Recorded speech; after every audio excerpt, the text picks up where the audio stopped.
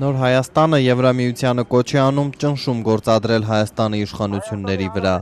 Ազատության հրապարակից երթով հասնելով եվրոպական պատվիրակության գրասենյակ, ընդդիմադիրները հիշեցրին, որ 3 դատարանը մերժեց ազատ արձակել Գևորգ Սաֆարյանին, հաշվի չառնելով Human Rights Watch-ի եւ Մարդու իրավունքների միջազգային ֆեդերացիայի պահանջները։ Ես գումարներ է հատկացնում Հայաստանի Հանրապետությանը բարեփոխելու համար ոստիկանությունը հետևեն, թե ինչպես են ծախսվում այդ գումարները։ Ոստիկանությունը Հայաստանի Հանրապետությունում ռեժիմի պահպանման գործիքն է միայն։ Հայաստանի Հանրապետության իշխանություններին պետք է սանձահարել։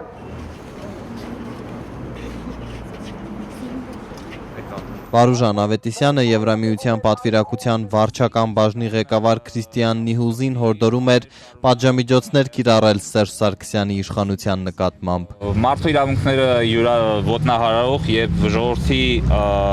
ընտրական իրավունքը եւ իշխանությունը յուրացրած վարչախմբի նկատմամբ դրսևորվում է տարօրինակ սիրալիր վերաբերմունք եւ երկակի ստանդարտներ են կիրառվում։ Գրասենյակի ներկայացուցիչը կարևորեց մարդու իրավունքների պաշտպանությունը, խոստանալով մտահոգությունները փոխանցել դեսպան Պյոտր Սվիտալսկուն։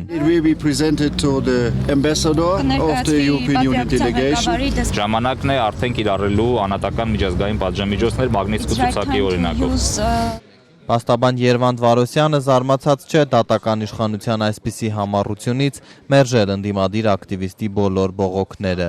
Հերթական ապօրինությունն է, որ իրականացվեց Գևորգ Սաֆարյանի գործով, ինչպես քաղաքական որոշմամբ Գևորգ Սաֆարյանը հայտնվել է անազատության մեջ, այնպես էլ ինքը քաղաքական որոշմամբ է ազատ արձակվելու։ Ակնհայտ է, որ ստեղ օրինականության հետ կապված հարցերը Գևորգ Սաֆարյանի եւ նմանատիպ այլ գործերով դատարանին չեն էլ հետաքրքրում։ Ինքը կատարում է ինչ որ Փաստաբան Լուսինե Սահակյանը շարունակում է, ապօրինի է ոչ միայն կալանքի որոշումը, հիմքեր, անգամ հիմնավոր կասկած չկա մեղադրանք առաջադրելու համար։ Նախ եւ առաջ ոստիկանների գործողությունները պետք է լինեն իրավաչափ, որից հետո նոր քաղաքացու գործողությունները, եթե նույնիսկ